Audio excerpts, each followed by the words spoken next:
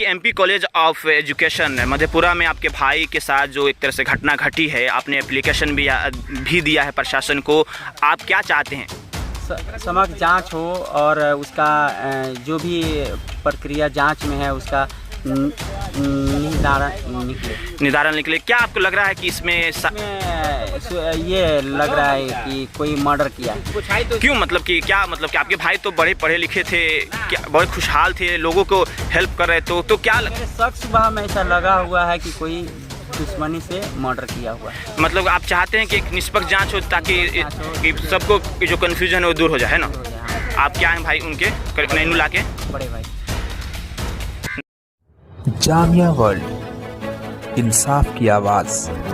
तो जैसे कि आप जामिया वर्ल्ड देख रहे हैं, साथ में पब्लिक न्यूज़ में मैं तस्लीम इस वक्त मैं मौजूद हूँ बिहार के पश्चिमी चंपारण सिकटा ब्लॉक के लठियाई गांव में। जैसे कि मामला आ रहा है मधेपुरा में, एक असिस्टेंट प्रोफेसर थे एनुला, जो कि एक तरह से संदिग्ध परिस्थिति में जिस तरह से फांसी के फंदे पर लटके हुए पाए गए और उनके घर वाले, उनके भाई करमुल्ला ने एक तरह से एप्लीकेशन दिया है इस पर निष्पक्ष जाँच की जाए ताकि हमारे भाई को न्याय मिले। और इस निष्पक्ष जाँच में इन्होंने ये मांग किया है कि प्रथम दृष्टिया में जो एक तरह से गार्जियंस को लग रहा है, उनके भाई को लग रहा है कि ये मर्डर है। ओवरऑल जिस तरह से एनुला एक दिव्यांग थे, काफ़ी संघर्ष के साथ अपनी लाइफ को आगे बढ़ा रहे थे, काफ़ी एजुकेटेड थे। उनके दोस्तों से बात हुआ, खास तौर पर आदित्य कुमार गुप्ता जो कि बेतिया से हैं और ख़ुद दिव्यांग हैं, जो कि आके आप अगले बाइट्स में आप देखेंगे। ओवरऑल जिस तरह से ये मैटर्स निकल कर आया है, लगातार एक समाज में कहीं ना कहीं एक तरह से मतलब बहुत ही मायूसी है कि जिस तरह से ये पूरा घटनाक्रम है। अब ये चैलेंज बनता है स्पेशली मधेपुरा एसपी के ऊपर कि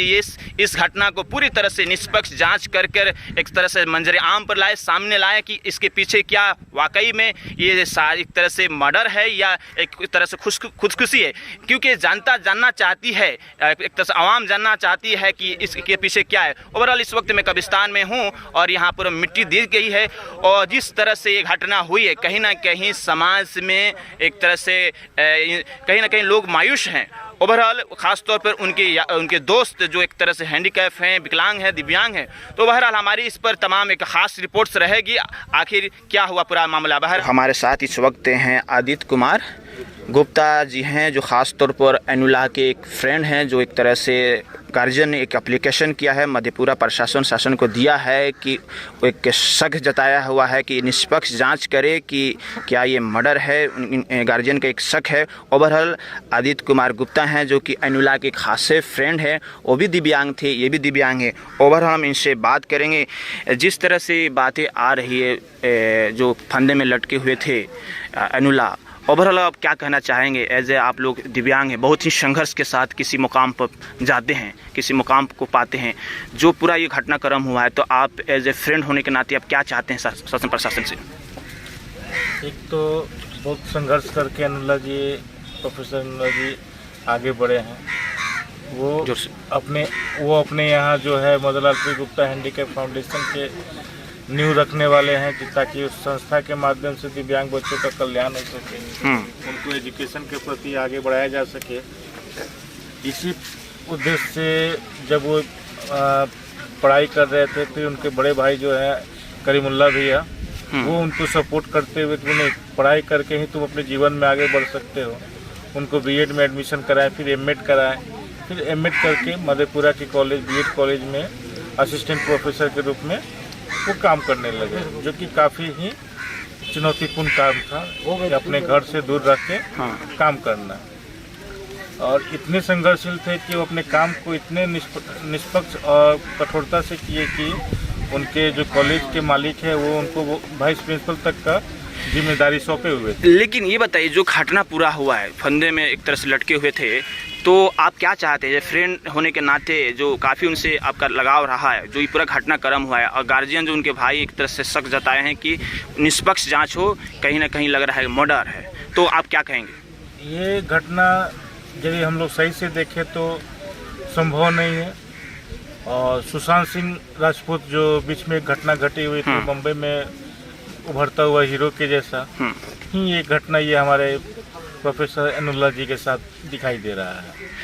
हमारे एनुला जी ऐसे थे कि वो एक्सीडेंट होता मान लेते, लेकिन फांसी पे लटकना, वो भी रेलिंग से लटकना, ये थोड़ा अचंभित कर रहा है, कहीं ना कहीं शक पैदा कर रहा है पूरे परिस्थिति में कि आखिर वो ऐसा हुआ क्यों।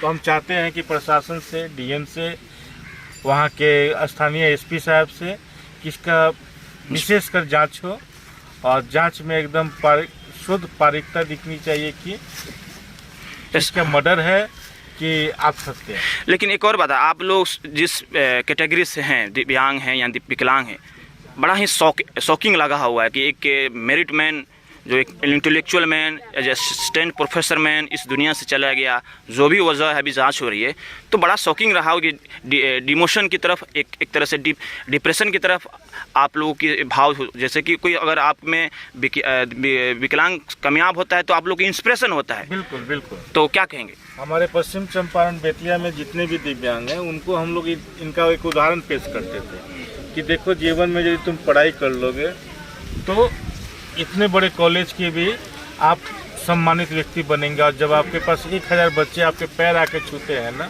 आपकी दिव्यांगता उसी दिन समाप्त हो जाती है। जी हाँ, तो मतलब कि आप चाहते पूरा दिव्यांग बरादरी के बिहार पर कि जांच निष्पक्ष हो। पूरे बिहार के दिव्यांग साथी चाह रहे हैं कि इसकी जांच जो है निष्पक्ष हो और स्पष्ट हो कि ये मर्डर है क्या आत्महत्या। आपका नाम? आदित्य कुमार गुप्ता, जिला अध्यक्ष पश्चिम चंपारण बेतिया दिव्यांगजन समूह के सह संस्थापक मदनलाल गुप्ता हैंडीकैप फाउंडेशन।